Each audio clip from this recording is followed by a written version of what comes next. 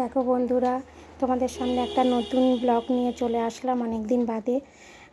দেখো আমাদের পাড়ায় শীতলা পুজো, তাই এই দেখো আমার তো শ্বশুর মারা গেছে 1 বছর হয়নি, তাই জন্য মণ্ডপে উঠতে পারবো না। এমনি বাদ বাকি সবাইকে সব পরিচালনার জন্য আমি রয়েছি। দেখতে পাচ্ছ আমি বলে দিচ্ছি আর ওরা সব কাজ করছে। দেখো ঠাকুরমশাই এসে গেছে, এবার মাকে বরণ করে এবার মণ্ডপে ওখানে বসাবে। তার দেখো আমাদের এই যারা আছে সবাই মিলে আমি বলছি এগুলোকে ওদিকে নিয়ে যাও, কারণ এখানটা রোদ্দুরটা পড়ছে আর আমি ক্যামেরাটা ধরে আছি ভিডিওটা করার জন্য। এটা আমার যা ও ওদিকে ক্যামেরা করছে। তা যাই হোক, দেখতেই পাচ্ছ শীতলা পুজো মানে একটা বিরাট বড় পুজো।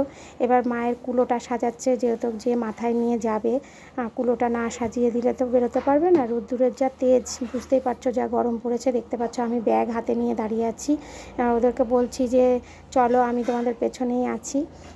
যেহেতু ব্যাগটা নিয়েছি, কেন এর ভিতরে একটা তেলের শিশি আছে, সবার বাড়িতে কুলো নিয়ে যাব, সবাই চাল দেবে তেল দেবে, সেটা দিয়ে আমরা খিচুড়ি রান্না করে পুরো পাড়ার সবাই খাওয়া দাওয়া হবে।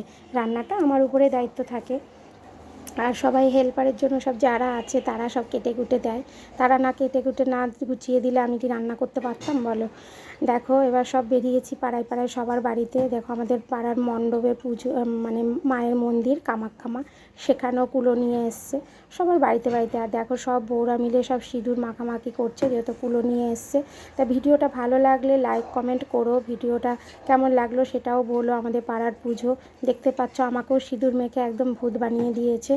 সবাই সিঁদুর মাখা, সিঁদুরটা সত্যি না মাখলে ভালোও লাগে না একটা পুজো ঘণ্টার দিনে।